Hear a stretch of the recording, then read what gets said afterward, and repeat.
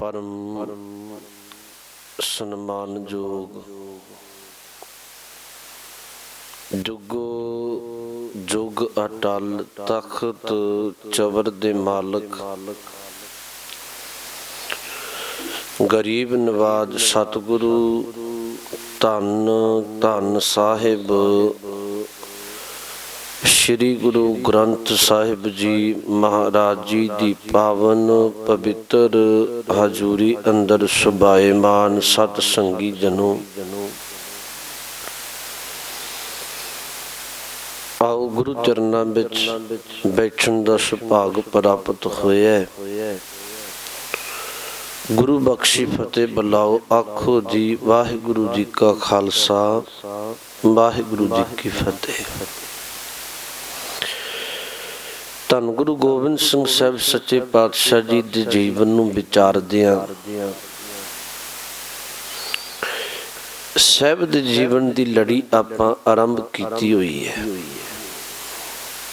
पिछले दिनां विच श्रवण कीता है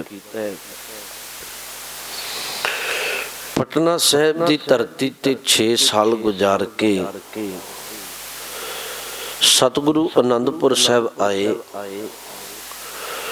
3 साल गुजारे, 9 साल दी आरजा हुई। पिता गुरु तेग बहादुर साहब सच्चे पातशाह नूं शहादत लई तोरिया। आखिर भाई जैता जी गुरु का शीश लैके आनंदपुर साहब आया। इत्थे भी रब दे भाने नूं शुक्र गुजारदियां याद रखियो दिल्ली दी धरती ते रकाबगंज गुरुद्वारा साहिब है, रकाबगंज साहिब, उत्थे सतगुरु दे धड़ दा संस्कार होया। आनंदपुर साहिब दी धरती ते केसगढ़ साहिब तो आनंदगढ़ किले वाली साइड ते एक गुरुद्वारा साहिब स्थान बनया होया है शीशगंज साहिब। इत्थे धन गुरु तेग बहादुर साहब सच्चे पातशाह जी दे पावन शीश दा संस्कार होया। हुण जिहड़े बखती हुक्मरान सन वो चाहुंदे सन ये गल अक्सर जिहड़ी निक्की उम्र हुंदी है कई बारी उहदे विच औगण वध हुंदे ने।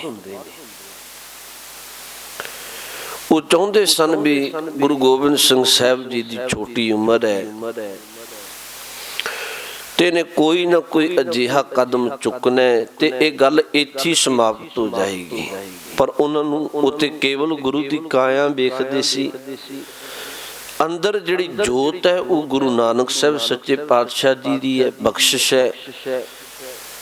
बारी काया वेख के ते काम नहीं चलना सी। धन गुरु गोबिंद सिंह साहब महाराज ने पिता दी शहादत तो बाद गुरता गद्दी ते सुभाएमान होके याद रखियो एक गल ये इतिहास दा पन्ना है, महाराज ने बहुते जोश विच आके कोई कारज नहीं कीता। ये नहीं भी मेरे पिता नूं शहीद कर दिता ते अजी कोई तैयारी बन ली, जंग दी नहीं बनी। सतगुरु ने सब तो पहला आनंदपुर साहब काम ये कीता जिहड़ा 206 साल दा विरसा है, क्यों कह लो सौखे शब्दां विच, जिहड़ा बीज गुरु नानक साहब ने पाया सी जिस खेती दा,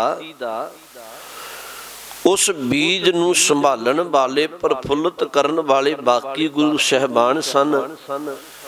उस बीजे हुए बीज नूं बिल्कुल फल तक ले जाना ये धन गुरु कलगीधर जी दी बख्शिश है। ते महाराज ने समा वेख के सब तो पहला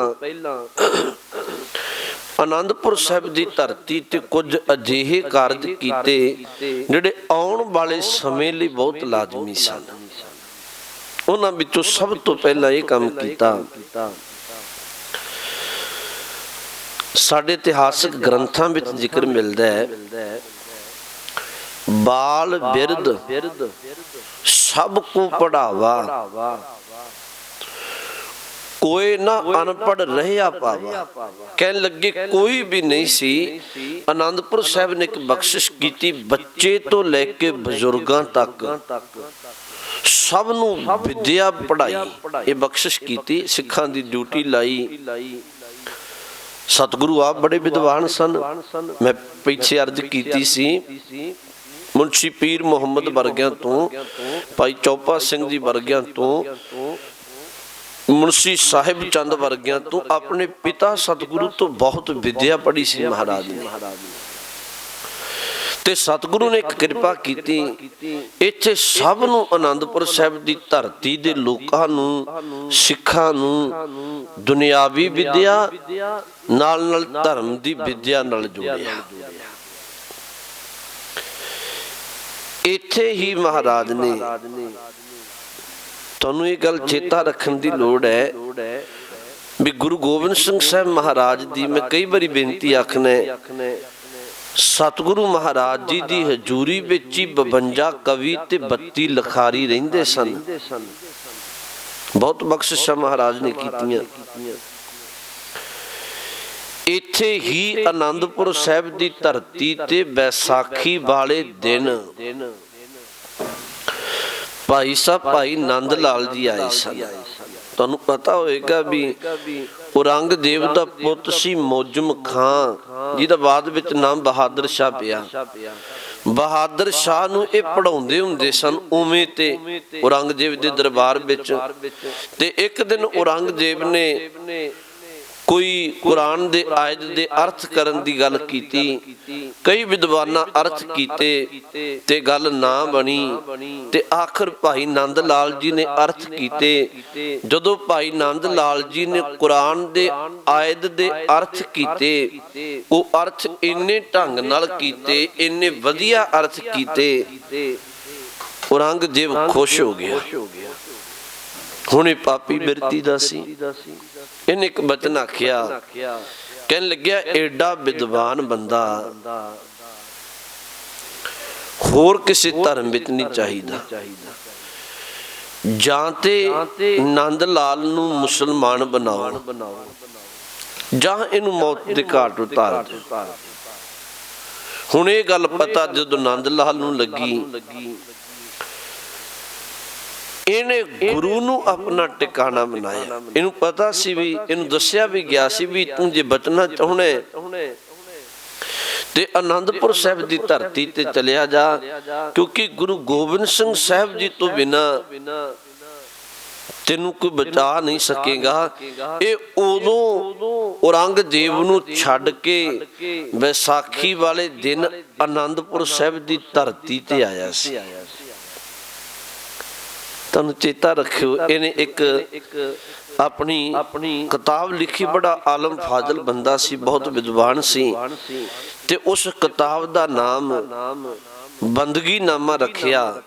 ਤੇ ਗੁਰੂ ਕਲਗੀਧਰ ਜੀ ਦੇ ਚਰਨਾਂ ਵਿੱਚ ਗਿਆ, ਕਹਿਣ ਲੱਗਿਆ, ਸਤਿਗੁਰੂ ਆ ਤੁਹਾਡੀ ਰਹਿਮਤ ਨਾਲ ਮੈਂ ਇੱਕ ਪੁਸਤਕ ਲਿਖੀ ਹੈ ਤੇ ਰਹਿਮਤ ਦੀ ਨਜ਼ਰ ਮਾਰੋ, ਇਹਨੂੰ ਇੱਕ ਵਾਰ ਆਪਣੇ ਨੇਤਰਾਂ ਨਾਲ ਨਿਵਾਜਨਾ ਕਰੋ। ਕਹਿਣ ਲੱਗੇ, ਗੁਰੂ ਕਲਗੀਧਰ ਜੀ ਨੇ ਜਦੋਂ ਉਹਦੀ ਲਿਖਤ ਨੂੰ ਪੜ੍ਹਿਆ ਤੇ ਸਤਿਗੁਰੂ ਨੇ ਇੱਕ ਬਚਨ ਵਰਤਿਆ ਸੀ। ਕਹਿਣ ਲੱਗੇ, ਨੰਦ ਲਾਲ ਤੇਰੀ ਪੁਸਤਕ ਬਹੁਤ ਕਮਾਲ ਦੀ ਹੈ, ਤੇਰੀ ਲੇਖਣੀ ਬਹੁਤ ਕਮਾਲ ਦੀ ਹੈ, ਪਰ ਇੱਕ ਕੰਮ ਕਰ, ਇਹਦਾ ਨਾਮ ਬਦਲ ਕੇ ਬੰਦਗੀ ਨਾਮੇ ਤੋਂ ਇਹਦਾ ਨਾਮ ਜ਼ਿੰਦਗੀ ਨਾਮਾ ਰੱਖ ਦੇ। ਕਿਉਂ? ਕੱਲ ਆਉਣ ਵਾਲੇ ਸਮੇਂ ਦੇ ਅੰਦਰ ਜਿਹੜਾ ਆਪਣੇ ਜੀਵਨ ਤੋਂ ਡਿੱਗ ਜਾਏਗਾ, ਉਹ ਇੱਕ ਵਾਰੀ ਤੇਰੀ ਲਿਖਤ ਪੜ੍ਹ ਲੇ, ਉਹਨੂੰ ਜ਼ਿੰਦਗੀ ਜਿਉਣ ਦੀ ਜਾਚ ਆ ਜਾਏਗੀ। ਇਹ ਗੁਰੂ ਨੇ ਬਖਸ਼ਿਸ਼ ਕੀਤੀ ਸੀ। ਤੁਹਾਨੂੰ ਪਤਾ ਵੀ ਹੋਏ ਸ਼ਾਇਦ, ਭਾਈ ਨੰਦ ਲਾਲ ਜੀ ਦੀਆਂ ਕਈ ਲਿਖਤਾਂ, ਭਾਈ ਨੰਦ ਲਾਲ ਦੀਆਂ ਗਜ਼ਲਾਂ, ਭਾਈ ਸਾਹਿਬ ਭਾਈ ਨੰਦ ਲਾਲ ਜੀ ਦਾ ਰਹਿਤਨਾਮਾ, ਭਾਈ ਨੰਦ ਲਾਲ ਜੀ ਦੀ ਜ਼ਿੰਦਗੀ ਨਾਮਾ, ਹੋਰ ਵੀ ਕਈ ਇਹਨਾਂ ਦੀਆਂ ਲਿਖਤਾਂ ਸਿੱਖ ਧਰਮ ਵਿੱਚ ਪ੍ਰਵਾਨ ਨੇ।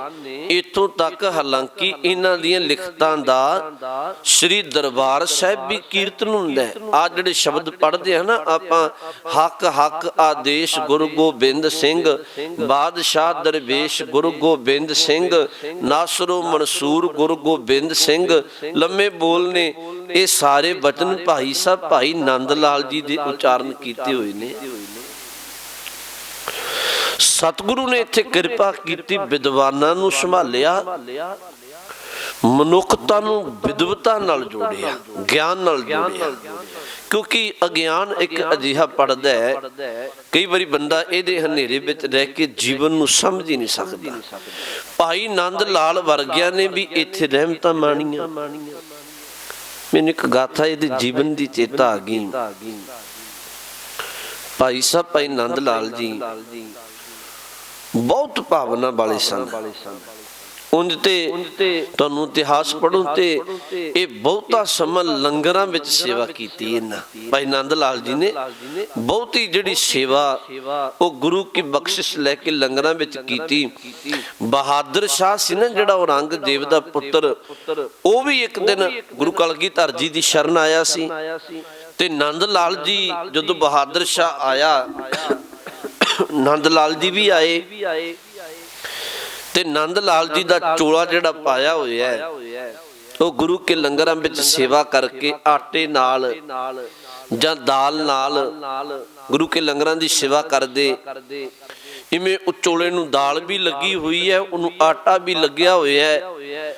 ਤੇ ਭਾਈ ਨੰਦ ਲਾਲ ਨੂੰ ਬਹਾਦਰ ਸ਼ਾਹ ਨੇ ਵੇਖ ਕੇ ਤੇ ਇੱਕ ਗੱਲ ਆਖੀ ਸੀ, ਕਹਿਣ ਲੱਗੇ ਵੀ ਮੈਨੂੰ ਤੁਹਾਨੂੰ ਇਸ ਹਾਲਾਤ ਵਿੱਚ ਵੇਖ ਕੇ ਮੇਰਾ ਮਨ ਬਹੁਤ ਦੁਖੀ ਹੋਇਆ ਹੈ।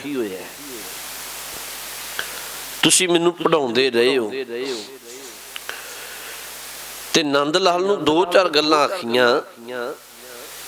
ਕਹਿਣ ਲੱਗੇ ਸ਼ਬਦ ਸ਼ਾਇਦ ਗੁਰੂ ਦੀ ਵਰਤਦਾ ਹੋਵੇ, ਉਸਤਾਦ ਸੀ, ਵੀ ਤੁਹਾਨੂੰ ਉਸਤਾਦ ਜੀ ਅਜਿਹੇ ਹਾਲਾਤ ਵਿੱਚ ਰਹਿਣਾ ਕਿਵੇਂ ਚੰਗਾ ਲੱਗਦਾ ਹੋਵੇਗਾ। ਤੁਹਾਨੂੰ ਕਦੀ ਔਰੰਗਜ਼ੇਬ ਦੇ ਦਰਬਾਰ ਵਿੱਚ ਜਦੋਂ ਮੈਨੂੰ ਪੜ੍ਹਾਉਂਦੇ ਸਨ, ਕੀਮਤੀ ਰਹਿਣ ਸਹਿਣ, ਕੀਮਤੀ ਵਸਤਰ, ਕੀਮਤੀ ਖੁਰਾਕਾਂ, ਕੀਮਤੀ ਪੁਸ਼ਾਕਾਂ ਚੇਤੇ ਨਹੀਂ ਆਉਂਦੀਆਂ? ਤੁਹਾਨੂੰ ਚੇਤੇ ਨਹੀਂ ਆਉਂਦੀਆਂ ਵੀ ਜਦੋਂ ਤੁਸੀਂ ਔਰੰਗਜ਼ੇਬ ਦੇ ਦਰਬਾਰ ਵਿੱਚ ਮੈਨੂੰ ਪੜ੍ਹਾਉਂਦੇ ਸੋ ਤੇ ਉਦੋਂ ਤੁਹਾਨੂੰ ਕੀਮਤੀ ਪੁਸ਼ਾਕਾਂ ਮਿਲਦੀਆਂ ਸੀ, ਕੀਮਤੀ ਖੁਰਾਕਾਂ ਮਿਲਦੀਆਂ ਸੀ, ਕੀਮਤੀ ਰਹਿਣ ਲਈ ਮਹੱਲ ਮਿਲਦਾ ਸੀ, ਤੁਹਾਨੂੰ ਉਹ ਚੇਤੇ ਨਹੀਂ ਆਉਂਦਾ? ਅੱਗੋਂ ਭਾਈ ਨੰਦ ਲਾਲ ਜੀ ਨੇ ਆਖਿਆ ਮੈਨੂੰ ਕੁਝ ਵੀ ਨਹੀਂ ਚੇਤੇ ਆਉਂਦਾ। ਬਹਾਦਰ ਸ਼ਾਹ ਨੇ ਆਖਿਆ ਕਮਾਲ ਦੀ ਗੱਲ ਹੈ, ਇੱਥੇ ਤੁਹਾਡਾ ਚੋਲਾ ਵੀ ਲਿਬੜਿਆ ਹੋਇਆ ਹੈ। ਉਦੋਂ ਨੰਦ ਲਾਲ ਜੀ ਨੇ ਇੱਕ ਬਚਨ ਆਖਿਆ ਸੀ, ਕਹਿਣ ਲੱਗੇ ਬਹਾਦਰ ਸ਼ਾਹ ਤੈਨੂੰ ਇਸ ਗੱਲ ਦਾ ਗਿਆਨ ਨਹੀਂ ਹੈ।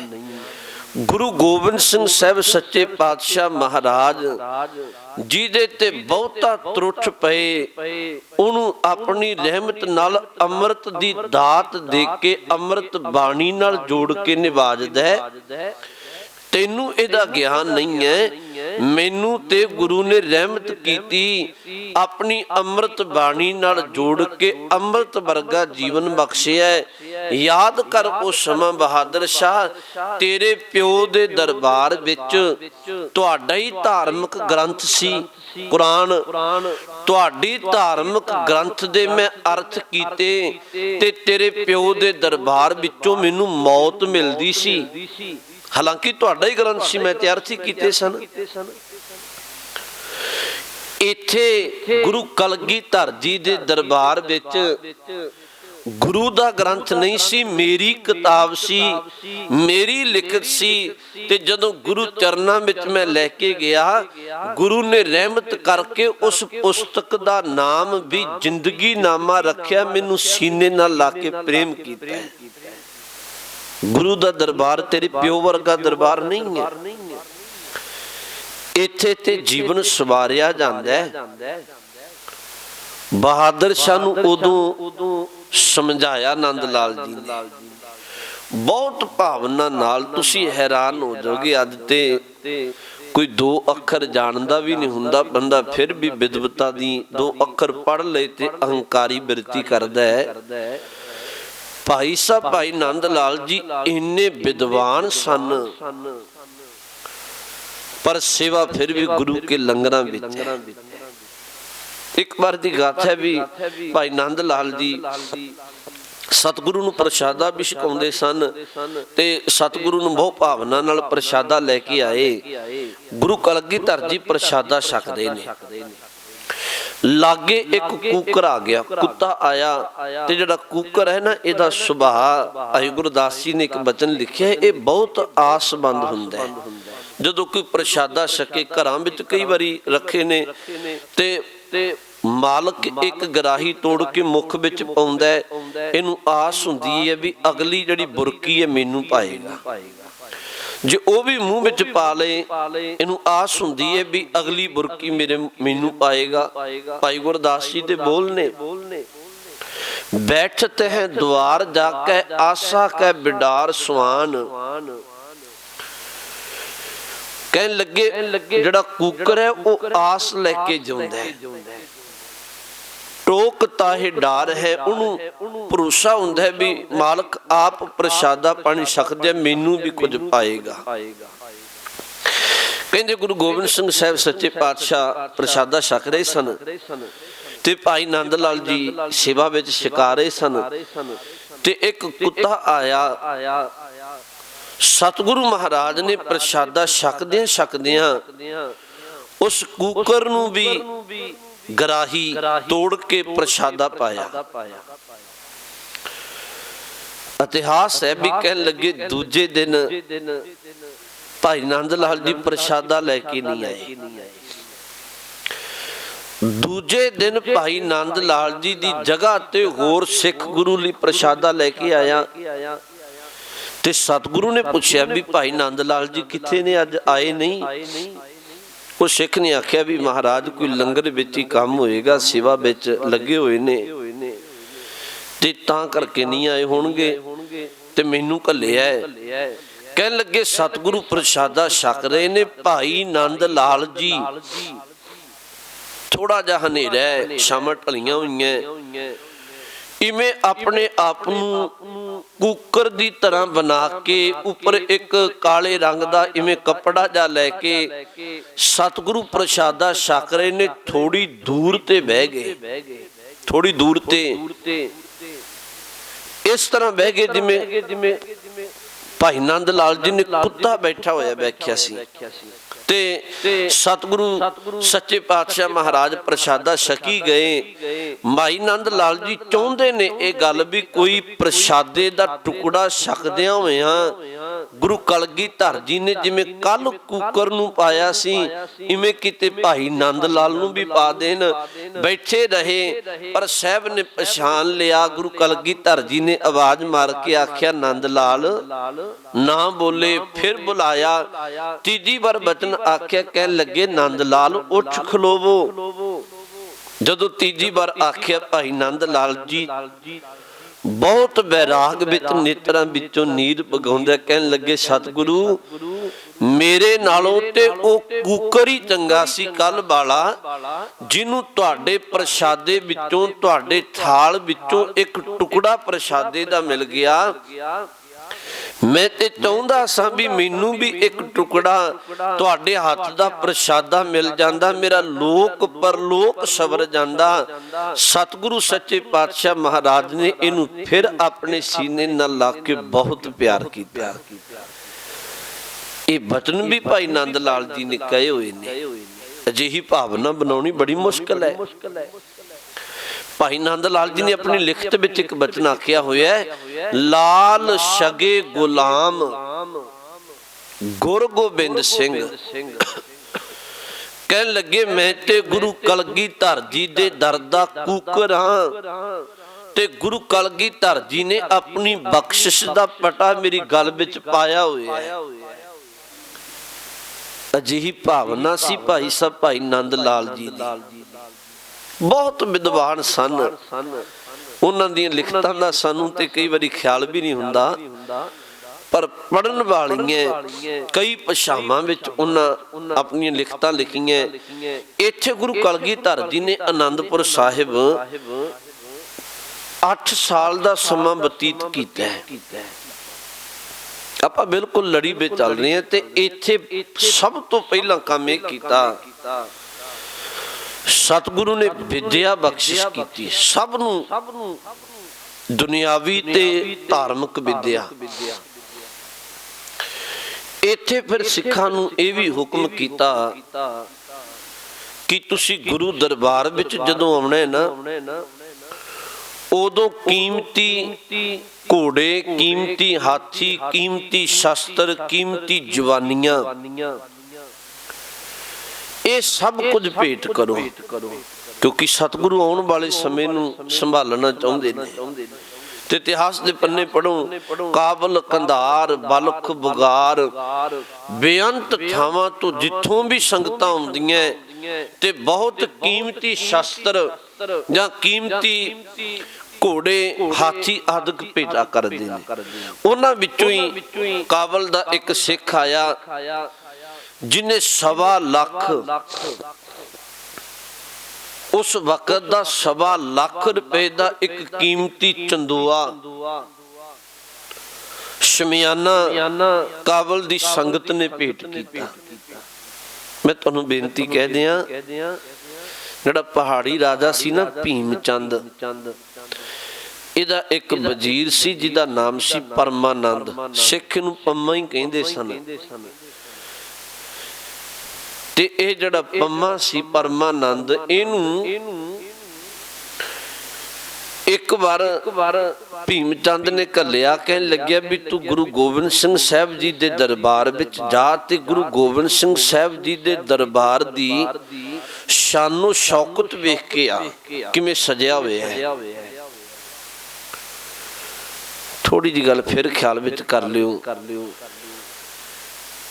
ਇੱਕ ਅਸਾਮ ਦਾ ਬਾਦਸ਼ਾਹ ਹੋਇਆ ਰਤਨ ਰਾਏ। ਰਤਨ ਰਾਏ ਦਾ ਜਨਮ ਗੁਰੂ ਤੇਗ ਬਹਾਦਰ ਸਾਹਿਬ ਜੀ ਦੇ ਬਚਨਾਂ ਬਖਸ਼ਿਸ਼ਾਂ ਨਾਲ ਹੋਇਆ ਸੀ। ਅਸਲ ਇਹਦੇ ਬਾਪ ਦਾ ਨਾਮ ਸੀ ਰਾਜਾ ਰਾਮ ਰਾਏ, ਤੇ ਸਤਿਗੁਰੂ ਗੁਰੂ ਤੇਗ ਬਹਾਦਰ ਸਾਹਿਬ ਅਸਾਮ ਗਏ ਸਨ, ਇਹਦੇ ਘਰ ਔਲਾਦ ਨਹੀਂ ਸੀ। ਇੱਕ ਦਿਨ ਇਹ ਨੀਵੀਂ ਪਾ ਕੇ ਤੇ ਬਹੁਤ ਨੇਤਰਾਂ ਵਿੱਚੋਂ ਬੈਰਾਗ ਦੇ ਨੀਰ ਵਗਾ ਕੇ ਸਤਿਗੁਰੂ ਨੂੰ ਬੇਨਤੀ ਕਰਦੇ, ਕਹਿਣ ਲੱਗੇ ਸਤਿਗੁਰੂ ਸਾਡੇ ਕੋਲ ਰਾਜ ਭਾਗ ਤੇ ਹੈ, ਪਰ ਘਰ ਵਿੱਚ ਔਲਾਦ ਹੀ ਨਹੀਂ ਹੈ, ਕੋਈ ਪੁੱਤਰ ਧੀ ਨਹੀਂ ਹੈ। ਤੇ ਸਤਿਗੁਰੂ ਮਹਾਰਾਜ ਨੂੰ ਜਦੋਂ ਬੇਨਤੀ ਕੀਤੀ ਵੀ ਬਖਸ਼ਿਸ਼ ਕਰੋ, ਸਾਡੇ ਘਰ ਵਿੱਚ ਕਿਸੇ ਪੁੱਤਰ ਧੀ ਦਾ ਜਨਮ ਹੋਵੇ, ਸਾਡੀ ਅੰਸ਼ ਤੇ ਵਧੇ। ਗੁਰੂ ਤੇਗ ਬਹਾਦਰ ਸ਼ਰਧਾਲੂ ਸਨ ਗੁਰੂ ਘਰ ਦੇ, ਮਹਾਰਾਜ ਨੇ ਬਖਸ਼ਿਸ਼ ਭਰੇ ਬਚਨ ਕਹੇ ਸਨ, ਤੇ ਗੁਰੂ ਕੇ ਬਖਸ਼ਿਸ਼ ਦੇ ਨਾਲ ਰਤਨ ਰਾਏ ਦਾ ਜਨਮ ਹੋਇਆ ਸੀ। ਰਤਨ ਰਾਏ ਜਦੋਂ ਜਵਾਨ ਹੋਇਆ, ਆਪਣੀ ਮਾਂ ਨੂੰ ਪੁੱਛਿਆ ਤੇ ਮਾਂ ਨੇ ਇੱਕ ਗੱਲ ਆਖੀ ਸੀ ਵੀ ਤੇਰਾ ਜਨਮ ਹੀ ਗੁਰੂ ਘਰ ਦੀ ਬਖਸ਼ਿਸ਼ ਨਾਲ ਹੋਇਆ। ਉਦੋਂ ਰਤਨ ਰਾਏ ਅਸਾਮ ਤੋਂ ਗੁਰੂ ਤੇਗ ਬਹਾਦਰ ਸਾਹਿਬ ਜੀ ਤੇ ਸ਼ਹਾਦਤ ਪਾ ਗਏ। ਉਦੋਂ ਫਿਰ ਇਹ ਆਪਣੀ ਮਾਂ, ਆਪਣੇ ਵਜ਼ੀਰਾਂ ਨੂੰ ਨਾਲ ਲੈ ਕੇ ਬਹੁਤ ਕੀਮਤੀ ਭੇਟਾਵਾਂ ਲੈ ਕੇ, ਜਿਹਦੇ ਵਿੱਚੋਂ 2 ਬਹੁਤ ਕੀਮਤੀ ਸਨ। ਇਹ ਇਤਿਹਾਸ ਦੇ ਪੰਨੇ ਨੇ, ਤੁਹਾਨੂੰ ਨੋਟ ਰੱਖਣ ਦੀ ਲੋੜ ਹੈ। ਇੱਕ ਪ੍ਰਸਾਦੀ ਹਾਥੀ, ਇੱਕ 5 ਕਲਾ ਸ਼ਾਸਤਰ। ਇਹ ਜਿਹੜਾ ਪ੍ਰਸਾਦੀ ਹਾਥੀ ਸੀ ਨਾ, ਰੰਗ ਇਹਦਾ ਸਾਰਾ ਤਕਰੀਬਨ ਕਾਲੇ ਰੰਗ ਦਾ ਸੀ, ਪਰ ਇਹਦਾ ਮੱਥਾ ਚਿੱਟਾ, ਇਹਦੇ ਮੱਥੇ ਤੋਂ ਲੈ ਕੇ ਪੂਛ ਤੱਕ ਇੱਕ ਚਿੱਟੀ ਧਾਰੀ, ਬਹੁਤ ਬੁੱਧ ਕਰਕੇ ਬੜਾ ਸਿਆਣਾ ਸੀ। ਇਹ ਪ੍ਰਸਾਦੀ ਹਾਥੀ ਗੁਰੂ ਕਲਗੀਧਰ ਜੀ ਤੇ ਚੌਰ ਕਰਦਾ ਹੁੰਦਾ ਸੀ। ਇਹ ਇੰਨਾ ਸਿਆਣਾ ਸੀ, ਗੁਰੂ ਦਰਬਾਰ ਵਿੱਚ ਇਵੇਂ ਬਹਿੰਦਾ ਸੀ ਜਿਵੇਂ ਸੰਗਤਾਂ ਚੌਂਕੜਾ ਮਾਰ ਕੇ ਬਹਿੰਦੀਆਂ। ਇਹ ਪ੍ਰਸਾਦੀ ਹਾਥੀ ਸਤਿਗੁਰੂ ਨੇ ਤੀਰ ਚਲਾਉਣੇ, ਉਹਨਾਂ ਤੀਰਾਂ ਨੂੰ ਚੁੱਕ ਕੇ ਲੈ ਕੇ ਆਉਣਾ। ਇਹ ਪ੍ਰਸਾਦੀ ਹਾਥੀ ਸੰਗਤਾਂ ਨੂੰ ਆਪਣੇ ਅਗਲੇ ਪੈਰਾਂ ਨਾਲ ਭਾਂਡਾ ਪਕੜ ਕੇ ਸੰਗਤਾਂ ਦੇ ਚਰਨ ਧਵਾਉਣੇ, ਫਿਰ ਕਿਤੇ ਕੱਪੜੇ ਨਾਲ ਚਰਨ ਪੂੰਝਣੇ, ਸਾਫ਼ ਕਰਨੇ। ਬਹੁਤ ਸੇਵਾ ਕਰਦਾ ਸੀ, ਬਹੁਤ ਸੇਵਾ। ਇਹ ਵੀ ਗੁਰੂ ਦਰਬਾਰ ਵਿੱਚ ਚੌਰ ਸਾਹਿਬ ਕਰ ਰਿਹਾ ਸੀ। ਉਹ ਸਤਿਗੁਰੂ ਦੇ ਉੱਪਰ ਜਿਹੜਾ ਚੰਦੋਆ ਹੈ, ਉਹ 1.25 ਲੱਖ ਦਾ ਗਹਿਣਿਆਂ ਵਿੱਚ ਮੜਿਆ ਹੋਇਆ। ਉਸ ਵਕਤ ਦਾ 1.25 ਲੱਖ, ਤੁਹਾਨੂੰ ਪਤਾ ਹੋਵੇ ਵੀ ਉਦੋਂ ਹਾਕਮਾਂ ਦੇ ਦਰਬਾਰ ਵਿੱਚ ਵੀ 1 ਲੱਖ ਰੁਪਏ ਦਾ ਚੰਦੋਆ ਜਿਹੜਾ ਸ਼ਮਿਆਨਾ ਲੱਗਦਾ ਸੀ, ਪਰ ਗੁਰੂ ਕਲਗੀਧਰ ਜੀ ਦਾ ਜਿਹੜਾ ਸ਼ਮਿਆਨਾ ਹੈ ਉਹ 1.25 ਲੱਖ ਦਾ ਹੈ। ਜਦੋਂ ਭੀਮ ਚੰਦ ਨੇ ਆਪਣੇ ਵਜ਼ੀਰ ਨੂੰ ਘੱਲਿਆ ਪਰਮਾਨੰਦ ਨੂੰ ਵੀ ਤੂੰ ਵੇਖ ਕੇ ਆ, ਗੁਰੂ ਦੇ ਦਰਬਾਰ ਦੀ ਸਾਨੂੰ ਸ਼ੌਕਤ ਕਜੇਹੀ ਹੈ। ਤੇ ਪਰਮਾਨੰਦ ਆਇਆ, ਉਹਨੇ ਵੇਖਿਆ ਵੀ ਬਹੁਤ ਕੀਮਤੀ ਗਹਿਣਿਆਂ ਨਾਲ ਮੜਿਆ ਹੋਇਆ ਚੰਦੋਆ ਲੱਗਿਆ ਹੋਇਆ ਹੈ, ਪ੍ਰਸ਼ਾਦੀ ਹਾਥੀ ਚੌਰ ਕਰ ਰਿਹਾ ਹੈ। ਇੱਕ ਪਾਸੇ ਚਿੱਟੇ ਦਾੜੇ ਬਜ਼ੁਰਗ ਸਿਆਣੇ ਗੁਰੂ ਕੇ ਸਿੱਖ ਬੈਠੇ ਨੇ, ਇੱਕ ਪਾਸੇ ਨੌਜਵਾਨ ਸ਼ਸਤਰ ਹੱਥਾਂ ਵਿੱਚ ਪਕੜੇ ਹੋਏ ਸਿੱਖ ਬੈਠੇ ਨੇ। ਬੇਅੰਤ ਸਿੱਖਾਂ ਦੀ ਮਾਤਾਵਾਂ ਭੈਣਾਂ ਦੀ ਸੰਗਤ। ਇਵੇਂ ਦਰਬਾਰ ਦੀ ਸ਼ੋਭਾ ਵੇਖ ਕੇ ਪਰਮਾਨੰਦ ਦੀਆਂ ਅੱਖਾਂ ਅੱਡੀਆਂ ਰਹਿ ਗਈਆਂ। ਉਹ ਵਾਪਸ ਗਿਆ ਪਹਾੜੀ ਰਾਜੇ ਭੀਮ ਚੰਦ ਕੋਲ, ਕੁਝ ਵੀ ਨਾ ਬੋਲਿਆ। ਉਹਨੇ ਫਿਰ ਕਿਹਾ ਵੀ ਤੂੰ ਇੱਕ ਵਾਰ ਫਿਰ ਵੇਖਿਆ। ਕਹਿੰਦੇ 3 ਵਾਰੀ ਪਰਮਾਨੰਦ ਗੁਰੂ ਦਰਬਾਰ ਵਿੱਚ ਆਇਆ ਤੇ ਜਦੋਂ ਜਾਂਦਾ ਹੈ ਭੀਮ ਚੰਦ ਕੋਲ ਤੇ ਕੁਝ ਦੱਸਦਾ ਨਹੀਂ। ਤੇ ਭੀਮ ਚੰਦ ਨੇ ਇੱਕ ਗੱਲ ਆਖੀ ਵੀ ਤੈਨੂੰ ਕਿੰਨੇ ਵਾਰੀ ਮੈਂ ਘੱਲਿਆ ਤੇ ਤੂੰ ਆ ਕੇ ਮੈਨੂੰ ਦੱਸਦਾ ਕਿਉਂ ਨਹੀਂ ਵੀ ਗੁਰੂ ਦਾ ਦਰਬਾਰ ਕਿਵੇਂ ਸਜਦਾ ਹੈ। ਪਰਮਾਨੰਦ ਨੇ ਆਖਿਆ ਵੀ ਮੈਂ ਦੱਸ ਤੇ ਦੇਵਾਂ ਤੈਨੂੰ, ਪਰ ਰਾਜੇ ਕੰਨਾਂ ਦੇ ਕੱਚੇ ਹੁੰਦੇ ਨੇ, ਉਹ ਨਾ ਹੋਵੇ ਤੂੰ ਮੈਨੂੰ ਸਜ਼ਾ ਸੁਣਾ ਦੇ ਕੋਈ। ਇਹਨੇ ਆਖਿਆ ਨਹੀਂ ਮੈਂ ਕੋਈ ਸਖਤੀ ਨਹੀਂ ਕਰਾਂਗਾ, ਤੂੰ ਦੱਸ ਜ਼ਰੂਰ। ਪਰਮਾਨੰਦ ਨੇ ਇੱਕ ਬਚਨ ਆਖਿਆ, ਪੰਮੇ ਨੇ ਕਹਿਣ ਲੱਗਿਆ ਤੂੰ 7 ਵਾਰੀ ਮਰ ਕੇ 7 ਵਾਰੀ ਜੰਮੇ ਤੇ ਬਾਦਸ਼ਾਹ ਬਣੇ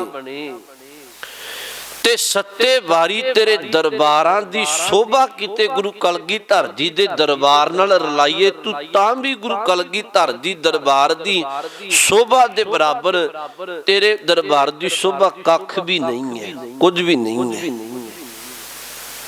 ਕਹਿਣ ਲੱਗੇ ਭੀਮ ਚੰਦ ਨੂੰ ਅੱਗ ਲੱਗ ਗਈ ਅੰਦਰੋਂ ਵੀ ਗੁਰੂ ਕਲਗੀਧਰ ਇੱਕ ਫਕੀਰਾਂ ਦਾ ਦਰ ਹੋਵੇ। ਵੇਖੋ ਗੁਰੂ ਕਲਗੀਧਰ ਜੀ ਨੂੰ ਬਾਦਸ਼ਾਹ ਦਰਵੇਸ਼ ਕਿਹਾ ਜਾਂਦਾ ਹੈ, ਯਾਦ ਰੱਖਿਓ ਜੀ। ਬਾਦਸ਼ਾਹ ਦਰਵੇਸ਼ ਗੁਰੂ ਗੋਬਿੰਦ ਸਿੰਘ। ਫਕੀਰੀ ਦੀ ਗੱਲ ਕੀਤੀ ਜਾਏ ਤੇ ਲੰਮਾ ਇਤਿਹਾਸ ਤੁਸੀਂ ਜਾਣਦੇ ਹੋ ਵੀ ਮਾਛੀ ਬਾੜੇ ਦਾ ਕਿਤੇ ਜੀਵਨ ਪੜ੍ਹ ਲਿਓ। ਇੰਨੇ ਫਕੀਰ ਨੇ ਗੁਰੂ ਕਲਗੀਧਰ ਜੀ,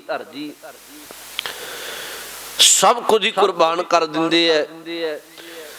ਬਾਦਸ਼ਾਹੀ ਦੀ ਗੱਲ ਕਰਨੀ ਹੋਵੇ ਤੇ ਆਨੰਦਪੁਰ ਸਾਹਿਬ ਦੀ ਧਰਤੀ ਤੇ ਗੁਰੂ ਕੇ ਦਰਬਾਰਾਂ ਦੀ ਸ਼ੋਭਾ ਵੇਖੀ ਜਾਏ, ਗੁਰੂ ਦੇ ਦਰਬਾਰ ਵਰਗਾ ਕਿਸੇ ਬਾਦਸ਼ਾਹ ਦਾ ਦਰਬਾਰ ਨਹੀਂ ਹੋਇਆ। ਤਾਂ ਹੀ ਗੁਰੂ ਕਲਗੀਧਰ ਜੀ ਨੂੰ ਬਾਦਸ਼ਾਹ ਦਰਵੇਸ਼ ਕਹਿ ਕੇ ਪੁਕਾਰਿਆ ਗਿਆ। ਮੈਂ ਬੇਨਤੀ ਕਹਿ ਰਿਹਾ ਸਾਂ, ਇੱਥੇ ਮਹਾਰਾਜ ਨੇ ਬਹੁਤ ਬਖਸ਼ਿਸ਼ਾਂ। ਇੱਥੋਂ ਤੱਕ ਮੈਂ ਇੱਕ ਬੇਨਤੀ ਤੁਹਾਨੂੰ ਹੋਰ ਕਹਿ ਦਿਆਂ, ਸਤਿਗੁਰੂ ਨਾ ਆਪਣੇ ਦਰਬਾਰ ਵਿੱਚ ਅਕਸਰੀ ਵਿਦਵਾਨਾਂ ਦੀ, ਮੈਂ ਅਰਜ਼ ਕੀਤੀ 52 ਕਵੀ ਤੇ 32 ਲਖਾਰੀ ਹਜ਼ੂਰ ਦੇ ਦਰਬਾਰ ਵਿੱਚ ਹੁੰਦੇ ਸਨ ਤੇ ਸਤਿਗੁਰੂ ਵਿਦਵਤਾ ਦੀ ਕਦਰ ਵੀ ਬਹੁਤ ਕਰਦੇ ਸਨ। ਇਹ ਵੀ ਯਾਦ ਰੱਖਿਓ। ਸਤਿਗੁਰੂ ਦੇ ਇੱਕ ਕਵੀ ਹੋਇਆ ਹੰਸਰਾਜ।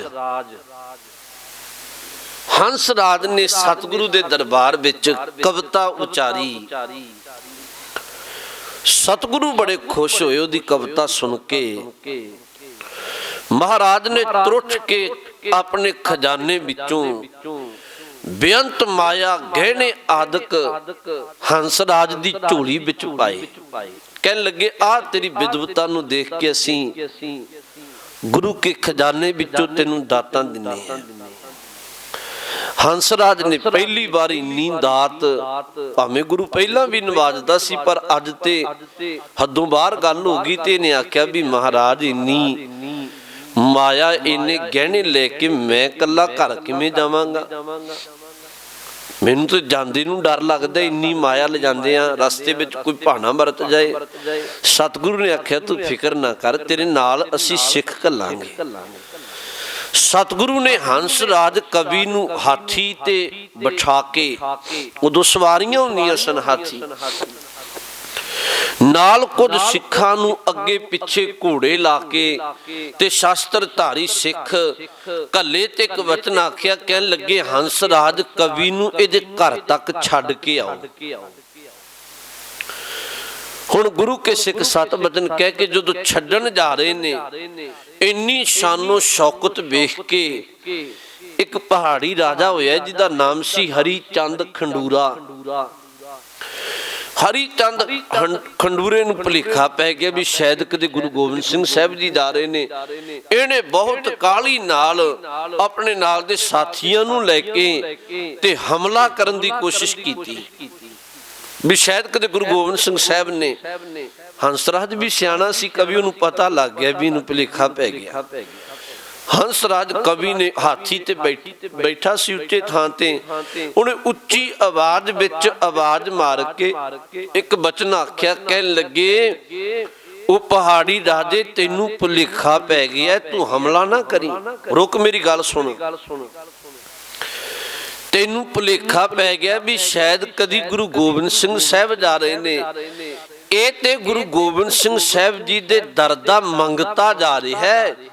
ਇਹ ਤੇ ਗੁਰੂ ਕਲਗੀਧਰ ਜੀ ਦੇ ਦਰਬਾਰ ਦਾ ਮੰਗਤਾ ਜਾ ਰਿਹਾ ਹੈ।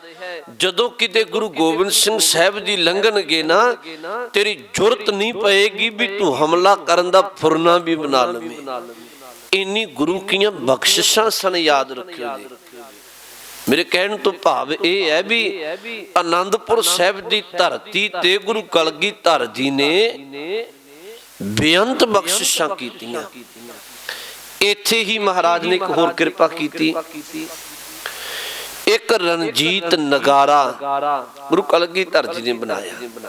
ਮੈਂ ਬਹੁਤ ਵਾਰੀ ਬੇਨਤੀ ਕਰਦਾ ਆ ਰਿਹਾ ਵੀ ਔਰੰਗਜ਼ੇਬ ਸੀ, ਇਹ ਬਹੁਤ ਸਖਤ ਸੁਭਾਅ ਦਾ ਸੀ। ਇਹਨੇ ਕਿਹਾ ਸੀ ਕੋਈ ਬੰਦਾ ਨਗਾਰਾ ਨਹੀਂ ਵਜਾ ਸਕਦਾ, ਕੋਈ ਕਲਗੀ ਨਹੀਂ ਲਾ ਸਕਦਾ, ਕੋਈ ਘੋੜ ਸਵਾਰੀ ਨਹੀਂ ਕਰ ਸਕਦਾ, ਕੋਈ ਆਪਣੇ ਘਰਾਂ ਵਿੱਚ ਜਾਂ ਆਪਣੇ ਕੋਲ ਸ਼ਸਤਰ ਨਹੀਂ ਰੱਖ ਸਕਦਾ। ਇਹਨੇ ਬਹੁਤ ਪਾਬੰਦੀਆਂ ਲਾਈਆਂ ਸਨ।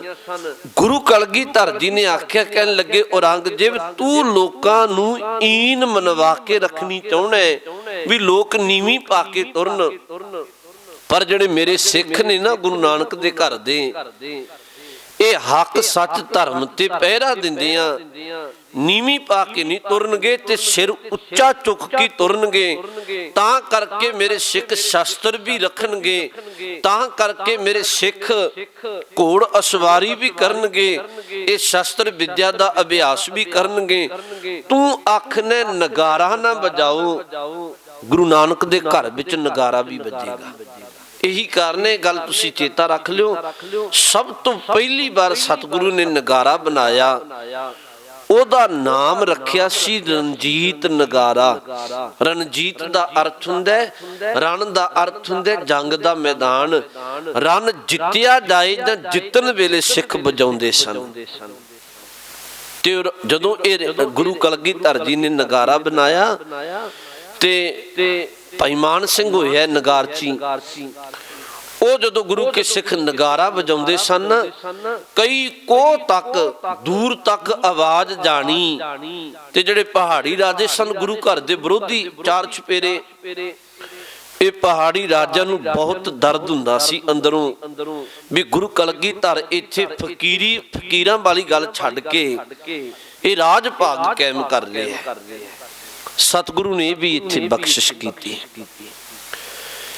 ਇੱਥੇ ਸਤਿਗੁਰੂ ਨੇ ਬੇਅੰਤ ਬਖਸ਼ਿਸ਼ਾਂ ਕਰਕੇ ਹੁਣ ਜਿਹੜੀ ਅਗਲੀ ਜਿਹੜੀ ਘਟਨਾ ਵਾਪਰਦੀ ਹੈ, ਗੱਲਾਂ ਤੇ ਬਹੁਤ ਨੇ ਇਤਿਹਾਸ ਦੀਆਂ ਲੜੀਆਂ ਵਿੱਚ। ਜਿਹੜੇ ਗੁਰੂ ਘਰ ਦੇ ਮਸੰਦ ਸਨ ਨਾ, ਮਸੰਦ ਸ਼ਬਦ ਹੈ ਨਾ ਜਿਹੜਾ, ਅੱਜ ਅਸੀਂ ਬਹੁਤ ਮਾੜਾ ਸਮਝਨੇ ਹਾਂ।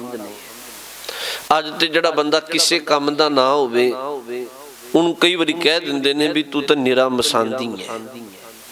ਹਾਲਾਂਕਿ ਕੋਈ ਵਕਤ ਰਿਹਾ ਵੀ ਮਸੰਦਾਂ ਦਾ ਗੁਰੂ ਘਰ ਵਿੱਚ ਬਹੁਤ ਸਤਿਕਾਰ ਸੀ। ਮਸੰਦ ਹੁੰਦੇ ਸਨ ਗੁਰੂ ਘਰ ਦੀਆਂ ਸੇਵਾਵਾਂ ਇਕੱਠੀਆਂ ਕਰਨ ਵਾਲੇ, ਸੰਗਤਾਂ ਤੋਂ ਸੇਵਾਵਾਂ ਇਕੱਠੀਆਂ ਕਰਨੀਆਂ, ਗੁਰੂ ਘਰ ਪਹੁੰਚਾਉਣੀਆਂ। ਮਸੰਦ ਹੁੰਦੇ ਸਨ ਗੁਰੂ ਘਰ ਦੀ ਗੱਲ ਕਰਨ ਵਾਲੇ। ਪਰ ਸਮਾਂ ਪਾ ਕੇ ਇਹਨਾਂ ਮਸੰਦਾਂ ਨੇ ਆਪਣੇ ਧਰਮ ਤੋਂ ਡਿੱਗੇ ਕਰਮ ਕਰਨੇ ਸ਼ੁਰੂ ਕਰ ਦਿੱਤੇ ਤੇ ਤਾਂ ਕਰਕੇ ਫਿਰ ਸਮਾਂ ਆਉਣ ਤੇ ਗੁਰੂ ਕਲਗੀਧਰ ਜੀ ਨੇ ਇਹਨਾਂ ਨੂੰ ਸਜ਼ਾਵਾਂ ਵੀ ਦਿੱਤੀਆਂ ਸਨ। ਪਰ ਇਹਨਾਂ ਵਿੱਚੋਂ ਹੀ ਉਹ ਲੰਮੇ ਇਤਿਹਾਸ ਨੇ, ਲੜੀਆਂ ਨੇ ਇਤਿਹਾਸ ਦੀਆਂ। ਭਾਈ ਫੇਰੂ ਮੱਲ ਵਰਗੇ ਬਹੁਤ ਸ਼ਰਧਾਲੂ ਮਸੰਦ ਸਨ, ਜਿਨ੍ਹਾਂ ਨੂੰ ਸਤਿਗੁਰੂ ਨੇ ਆਪਣੇ ਸੀਨੇ ਨਾਲ ਵੀ ਲਾਇਆ ਸੀ। ਜਿਹੜੇ ਮਸੰਦ ਸਨ, ਕੁਝ ਇਹਨਾਂ ਦੇ ਚਿੱਤ ਕਾਹਲਾ ਪੈ ਗਿਆ ਵੀ ਗੁਰੂ ਕਲਗੀਧਰ ਜੀ ਤੇ ਨਿਤ ਜੰਗਾਂ ਵਾਲੇ ਕੰਮ ਕਰ ਰਹੇ ਨੇ, ਇਵੇਂ ਤਿਆਰੀ ਬਣ ਰਹੀ ਹੈ। ਇਹਨਾਂ ਸਲਾਹ ਕਰਕੇ ਮਾਤਾ ਗੁਜਰੀ ਜੀ ਨੂੰ ਇੱਕ ਬੇਨਤੀ ਆਖੀ, ਮਾਤਾ ਗੁਜਰ ਕੌਰ ਜੀ ਨੂੰ, ਮਾਂ ਤੁਸੀਂ ਆਪਣੇ ਪੁੱਤਰ ਗੁਰੂ ਕਲਗੀਧਰ ਜੀ ਨੂੰ ਸਮਝਾਓ, ਸਾਡੀ ਤੇ ਸੁਣਨੀ ਨਹੀਂ। ਜੇ ਇਵੇਂ ਮਾਹੌਲ ਬਣਾਈ ਜਾ ਰਹੇ ਨੇ ਤੇ ਨਿਤਾ ਪ੍ਰਤੀ ਯੁੱਧ ਅਭਿਆਸਾਂ ਦੇ ਕੰਮ ਕਰ ਰਹੇ ਨੇ, ਸ਼ਾਸਤਰ ਰੱਖ ਰਹੇ ਨੇ ਤੇ ਤਖਤ ਤੇ ਮਾਂ ਜਹਾਂਗੀਰਨੀ ਔਰੰਗਜ਼ੇਬ ਹੈ, ਬਹੁਤ ਸਖਤ ਸੁਭਾਅ ਹੈ, ਕੱਲ ਕੋਈ ਹੋਰ ਭਾਣਾ ਨਾ ਵਾਪਰ ਜਾਏ। ਮਾਤਾ ਗੁਜਰ ਕੌਰ ਜੀ ਨੇ ਗੁਰੂ ਕਲਗੀਧਰ ਜੀ ਨੂੰ ਆ ਕੇ ਵੀ ਆਖਿਆ ਵੀ ਪੁੱਤਰ ਮਸੰਦ ਇਵੇਂ ਕਹਿ ਰਹੇ ਨੇ ਆਹ ਗੱਲਾਂ। ਉਦੋਂ ਗੁਰੂ ਕਲਗੀਧਰ ਜੀ ਨੇ ਆਖਿਆ ਸੀ, ਕਹਿਣ ਲੱਗੇ ਮਾਂ ਇਹ ਗੁਰੂ ਘਰ ਦਾ ਪ੍ਰਸ਼ਾਦ ਪਾਣੀ ਛਕ ਕੇ ਧਰਮ ਦੇ ਵਫਾਦਾਰ ਨਹੀਂ, ਇਹ ਕਾਇਰ ਹੋ ਗਏ ਨੇ, ਇਹ ਤੇ ਡਰਦੇ ਫਿਰਨੇ ਨੇ। ਜੋ ਹੋ ਰਿਹਾ ਹੈ ਇਹ ਗੁਰੂ ਕੀ ਰਜ਼ਾ ਵਿੱਚ ਹੀ ਹੋ ਰਿਹਾ ਹੈ, ਆਉਣ ਵਾਲੇ ਸਮੇਂ ਨੂੰ ਸੰਭਾਲਣ ਲਈ ਹੋ ਰਿਹਾ ਹੈ। ਇੱਥੇ ਸਤਿਗੁਰੂ ਨੇ 8 ਸਾਲ ਦਾ ਸਮਾਂ ਇਵੇਂ ਬਤੀਤ ਕੀਤਾ। ਬੇਅੰਤ ਘਟਨਾਵਾਂ ਇੱਥੇ ਵਾਪਰੀਆਂ। ਇੱਥੇ 3 ਨਾਂ ਚੇਤਾ ਰੱਖ ਲਿਓ। ਨਾਹਨ ਦਾ ਇੱਕ ਬਾਦਸ਼ਾਹ ਮੇਦਨੀ ਪ੍ਰਕਾਸ਼, ਨਾਹਨ। ਇੱਕ ਗੜਵਾਲ ਦਾ ਬਾਦਸ਼ਾਹ ਫਤਿਹ ਸ਼ਾਹ, ਇੱਕ ਰਾਜਾ ਭੀਮ ਚੰਦ ਹੈ। ਇਹ ਜਿਹੜੇ ਨਾਮ ਮੈਂ ਤੁਹਾਨੂੰ ਕਹਿ ਰਿਹਾ ਨਾ, ਇਹ ਸੱਚ ਪੁੱਛੋ ਤੇ ਸਿੱਖਾਂ ਦੇ ਹਿਰਦੇ ਵਿੱਚ ਚੇਤਾ ਰਹਿਣੇ ਚਾਹੀਦੇ ਨੇ। ਗੱਲ ਵੱਖਰੀ ਹੈ ਵੀ ਸਾਨੂੰ ਚੇਤਾ ਨਹੀਂ ਹੈ। ਨਾਹਨ ਦਾ ਜਿਹੜਾ ਬਾਦਸ਼ਾਹ ਮੇਦਨੀ ਪ੍ਰਕਾਸ਼, ਦੂਜਾ ਜਿਹੜਾ ਬਾਦਸ਼ਾਹ ਗੜਵਾਲ ਦਾ ਫਤਿਹ ਸ਼ਾਹ, ਇਹ ਫਤਿਹ ਸ਼ਾਹ ਨਾਹਨ ਦੇ ਬਾਦਸ਼ਾਹ ਮੇਦਨੀ ਪ੍ਰਕਾਸ਼ ਨੂੰ ਤੰਗ ਪਰੇਸ਼ਾਨ ਕਰਦਾ ਹੈ, ਰਾਜ ਭਾਗ ਖੋਣਾ ਚਾਹੁੰਦਾ ਹੈ। ਮੇਦਨੀ ਪ੍ਰਕਾਸ਼ ਗੁਰੂ ਦਾ ਸ਼ਰਧਾਲੂ ਹੈ। ਇੱਕ ਗੱਲ ਹੋਰ ਵਾਪਰ ਗਈ ਵੀ ਫਤਿਹ ਸ਼ਾਹ ਸੀ ਜਿਹੜਾ, ਇਹਦੀ ਧੀ ਦਾ ਰਿਸ਼ਤਾ ਭੀਮ ਚੰਦ ਦੇ ਪੁੱਤਰ ਅਜਮੇਰ ਚੰਦ ਨੂੰ ਹੋ ਗਿਆ ਤੇ ਇਹਦਾ ਕਾਰਨ ਬਣਿਆ ਵੀ ਭੀਮ ਚੰਦ ਵੀ ਗੁਰੂ ਘਰ ਦਾ ਵਿਰੋਧੀ ਹੈ, ਹੁਣ ਫਤਿਹ ਸ਼ਾਹ ਵੀ ਵਿਰੋਧੀ ਹੈ। ਇਹ ਦੋਨੋਂ ਰਲ ਕੇ, ਭੀਮ ਚੰਦ ਤੇ ਫਤਿਹ ਸ਼ਾਹ ਰਲ ਕੇ ਨਾਹਨ ਦੇ ਬਾਦਸ਼ਾਹ ਮੇਦਨੀ ਪ੍ਰਕਾਸ਼ ਨੂੰ ਪਰੇਸ਼ਾਨ ਕਰਦੇ ਹੈ। ਤੇ ਮੇਦਨੀ ਪ੍ਰਕਾਸ਼ ਨੂੰ ਪਤਾ ਸੀ ਵੀ ਮੈਂ ਕਮਜ਼ੋਰ ਹਾਂ ਇਹਨਾਂ ਸਾਹਮਣੇ, ਤੇ ਕੱਲ ਆਉਣ ਵਾਲੇ ਸਮੇਂ ਅੰਦਰ ਮੇਰਾ ਰਾਜ ਭਾਗ ਖੋ ਕੇ ਤੇ ਮੈਨੂੰ ਬਰਬਾਦ ਕਰ ਦੇਣਗੇ। ਇਹ ਗੁਰੂ ਘਰ ਦਾ ਸ਼ਰਧਾਲੂ ਹੈ ਤੇ ਮੇਦਨੀ ਪ੍ਰਕਾਸ਼ ਨੇ ਗੁਰੂ ਕਲਗੀਧਰ ਜੀ ਨੂੰ ਸੁਨੇਹਾ ਘੱਲਿਆ, ਬੇਨਤੀ ਘੱਲੀ, ਸਤਿਗੁਰੂ ਤੁਸੀਂ ਇੱਕ ਕਿਰਪਾ ਕਰ ਦਿਓ, ਗਰੀਬ ਦੀ ਪੱਤ ਢਕੋ, ਜੇ ਤੁਸੀਂ ਆਨੰਦਪੁਰ ਸਾਹਿਬ ਛੱਡ ਕੇ ਕੁਝ ਸਮੇਂ ਲਈ ਨਾਹਨ ਆ ਜਾਓ, ਮੈਨੂੰ ਪੱਕਾ ਯਕੀਨ ਹੈ ਵੀ ਫਿਰ ਇਹ ਮੇਰੀ ਹਵਾ ਵੱਲ ਵੀ ਨਹੀਂ ਵੇਖਣਗੇ ਤੇ ਮੈਨੂੰ ਇਹਨਾਂ ਤੋਂ ਖਹਿੜਾ ਛੁਡਾਓ। ਇਹ ਆ ਲੜੀ ਆਪਾਂ ਕੱਲ ਨੂੰ ਵਿਚਾਰਾਂਗੇ। ਸਤਿਗੁਰੂ ਕਿਵੇਂ ਫਿਰ ਨਾਹਨ ਜਾਂਦੇ ਹੈ, ਫਿਰ ਉੱਥੋਂ ਹੀ ਫਿਰ ਸਤਿਗੁਰੂ ਨੇ ਪੌਂਟਾ ਸਾਹਿਬ ਵਸਾਉਣਾ ਨਾਹਨ ਦੇ ਲਾਗੇ। ਇਹ ਆਪਾਂ ਕੱਲ ਰੋਜ਼ ਵਿਚਾਰਾਂਗੇ। ਸਤਿਗੁਰੂ ਰਹਿਮਤ ਕਰੇ। ਇਹ ਲੜੀਵਾਰ ਇਤਿਹਾਸ ਹਰ ਸਿੱਖ ਨੂੰ ਬਹੁਤਾ ਨਹੀਂ ਤੇ ਥੋੜਾ ਬਾਹਲਾ ਧਿਆਨ ਵਿੱਚ ਚਾਹੀਦਾ ਹੈ। ਰਹਿਮਤ ਕਰੇ। ਅੱਜ ਇੰਨੀਆਂ ਕੋ ਬੇਨਤੀਆਂ ਪ੍ਰਵਾਨ ਕਰਿਓ। ਭੁੱਲ ਚੁੱਕ ਦੀ ਖਿਮਾ। ਵਾਹਿਗੁਰੂ ਜੀ ਕਾ ਖਾਲਸਾ